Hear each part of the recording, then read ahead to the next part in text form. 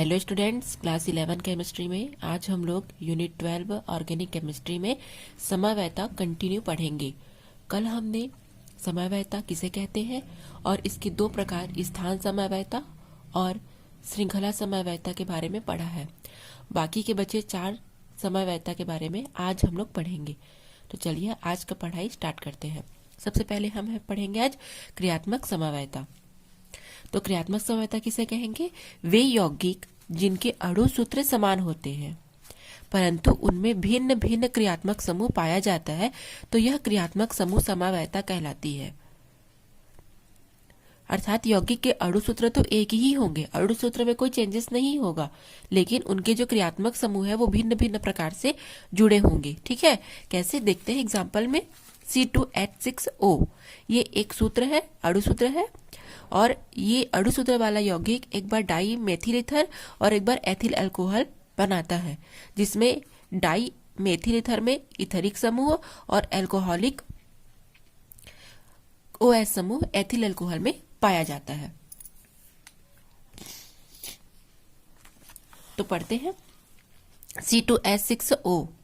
तो इसके दो समवयवी होंगे, पहला होगा CH3OCH3 डाई मेथिल ईथर और दूसरा होगा CH3CH2OH अर्थात एथिल अल्कोहल।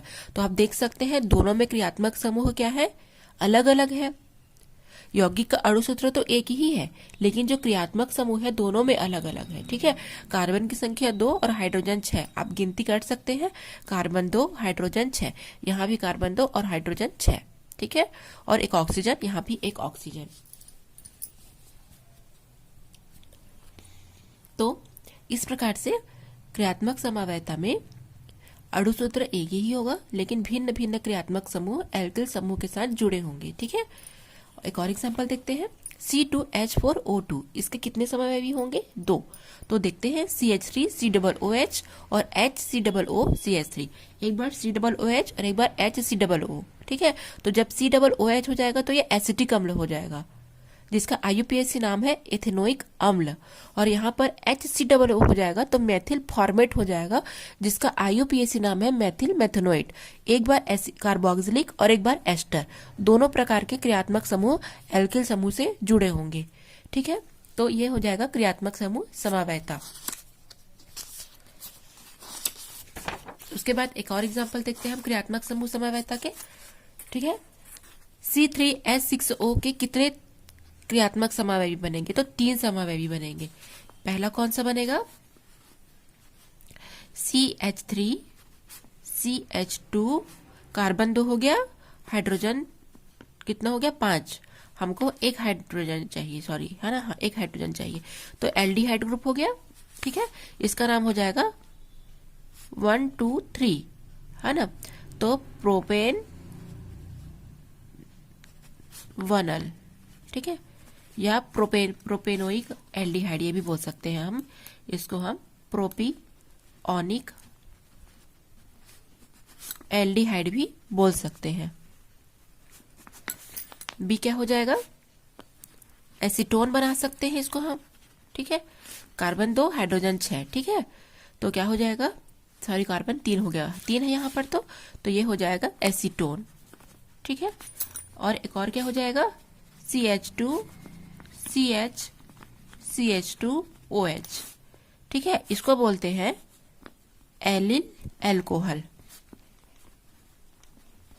IUPAC भी नामकरण आप कर सकते हैं यदि चाहे तो।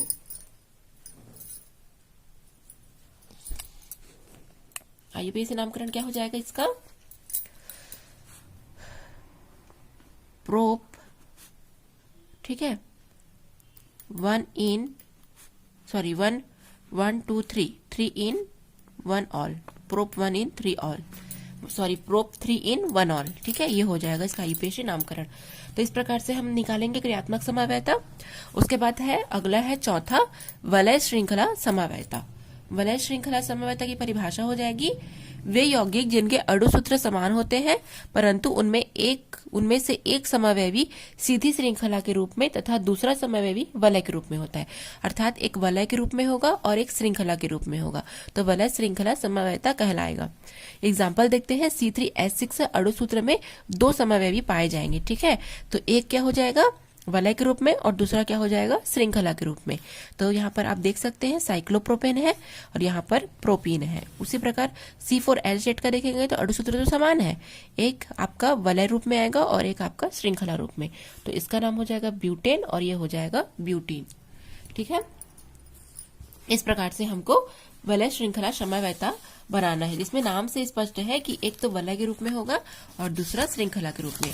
अगर हमको ये बनाना हो, ठीक है, C6H12 के निम्नांकित समावयवी होंगे, तो ये क्या हो जाएगा C6H12 बनाएंगे तो इस प्रकार की संरचना हो जाएगी। ठीक है, कैसे करेंगे इसे हम, CH2 CH2 CH2 CH2 CH2 CH2 कि नाम हो जाएगा इसका साइक्लोहेक्सेन।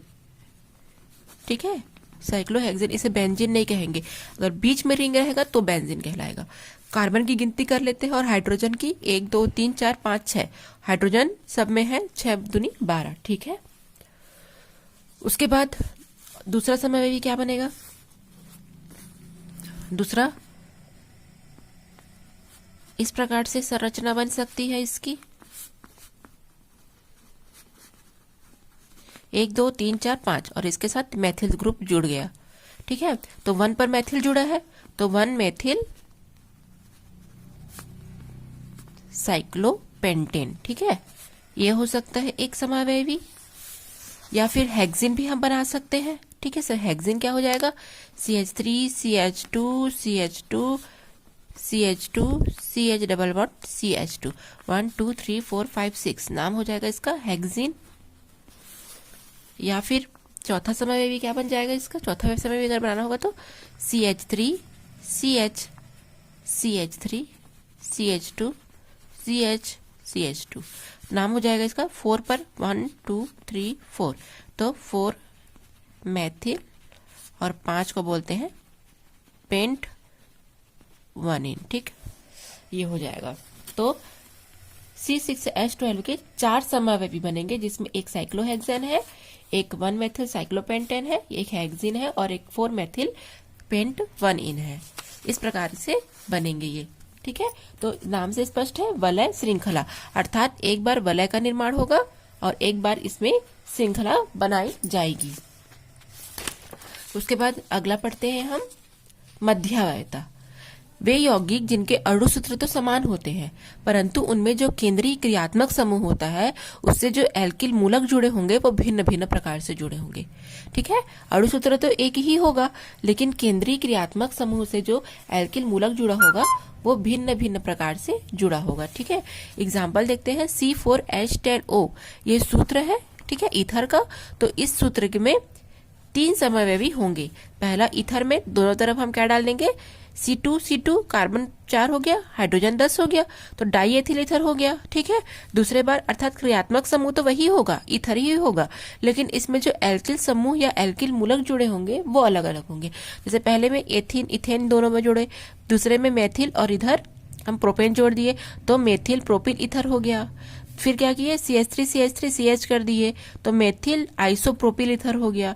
हर बार एल्किल समूह की क्या होगी, भिन्न भिन्न प्रकार से जुड़े होंगे, उसे बोलेंगे हम मध्यावयता। एक और एग्जांपल देख लेते हैं, C3H6O2 सूत्र वाले एस्टर के 2 समावयवी होंगे। एक कौन सा समावयवी होगा CH3 COCH3, ये एस्टर का हो गया, इसका नाम हो जाएगा मेथिल एसीटेट क्योंकि 2 बार मेथिल दिया है, तो मेथिल, और ये हो जाएगा COCH3 का एसीटेट, OCH3 का एसीटेट हो जाएगा। ठीक है, और एक और क्या हो जाएगा, एक और स्ट्रक्चर देखेंगे तो क्या हो जाएगा HCOC2H5।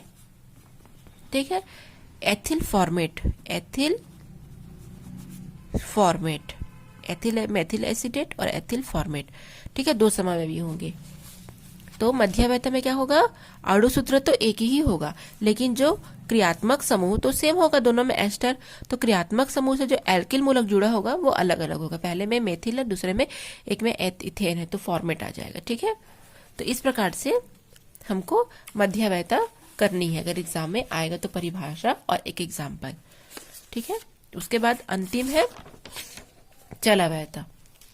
चलावयता किसे कहेंगे, तो एक विशेष प्रकार की क्रियात्मक समूह होता है। चलावयता एक विशेष प्रकार का क्रियात्मक समूह होता है जो हाइड्रोजन परमाणु के एक बहुसंयोजक परमाणु से दूसरे बहुसंयोजक परमाणु पर स्थानांतरित होने के कारण उत्पन्न होता है। ठीक है, क्या होता है क्रियात्मक चलावयता।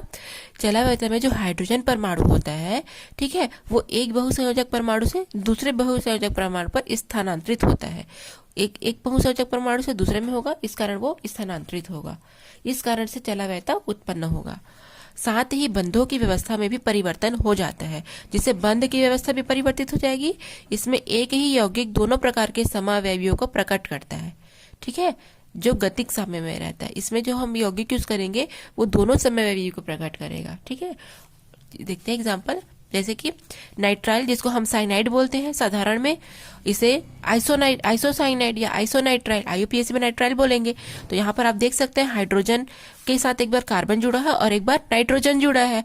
तो हाइड्रोजन परमाणु का एक बहुसंयोजक परमाणु से दूसरे बहुसंयोजक परमाणु पर स्थानांतरण के कारण यह चलावयता उत्पन्न हो रही है।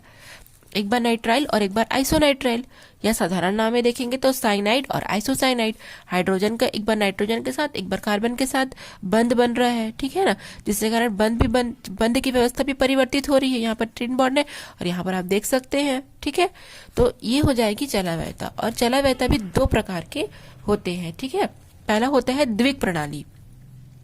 द्विक प्रणाली में क्या होगा, इसमें हाइड्रोजन परमाणु का जो दोलन होगा वो तीन बहुसंयोजकी परमाणुओं के मध्य होता है। हाइड्रोजन परमाणु का दोलन तीन बहुसंयोजकी परमाणुओं के मध्य होता है। तो इसे हम क्या कहेंगे, इसे हम द्विक प्रणाली की चलावयता कहेंगे। तो यहाँ पर आप देख सकते हैं साइनाइड और आइसोसाइनाइड या नाइट्राइल और आइसोनाइट्राइल, हमने ऊपर में देखा था जिस तरीके से,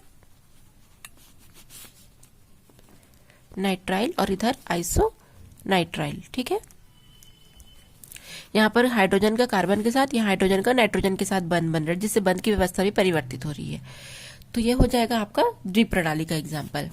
उसके बाद है त्रिक प्रणाली। ठीक है, त्रिक प्रणाली में क्या होगा, इसमें हाइड्रोजन परमाणु का दोलन तीन बहुसंयोजी परमाणुओं के मध्य होता है।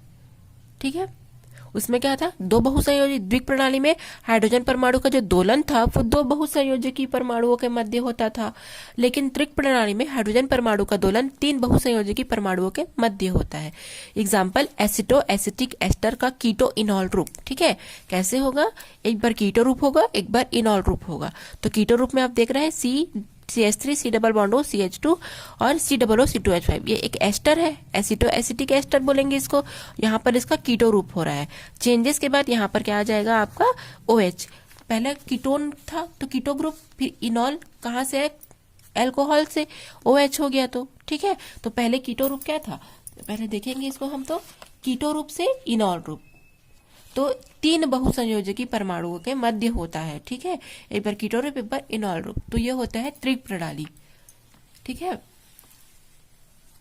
तो इस प्रकार से चलावयता दो प्रकार के होंगे। जब हाइड्रोजन परमाणु का विस्थापन दो बहुसंयोजकी परमाणु के मध्य होगा तो उसे द्विक प्रणाली कहेंगे, और जब तीन बहुसंयोजकी परमाणुओं के मध्य होगा तो उसे त्रिक प्रणाली कहेंगे। जैसे आपके एग्जाम्पल में यहाँ पर दिया है, पहले एसिटो एसिटिक एस्टर का कीटो रूप है और फिर इनॉल रूप है।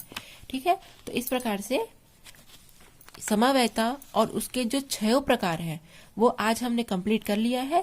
आप इसे स्टेप बाय स्टेप नोट्स बनाते चलिए, क्योंकि आपका दिसंबर महीने का असाइनमेंट इसी चैप्टर के बेस पर आएगा, इसी चैप्टर से सारे क्वेश्चन पूछे जाएंगे। तो आप नोट्स बनाते चलिए और तैयारी करते चलिए। Thanks for watching.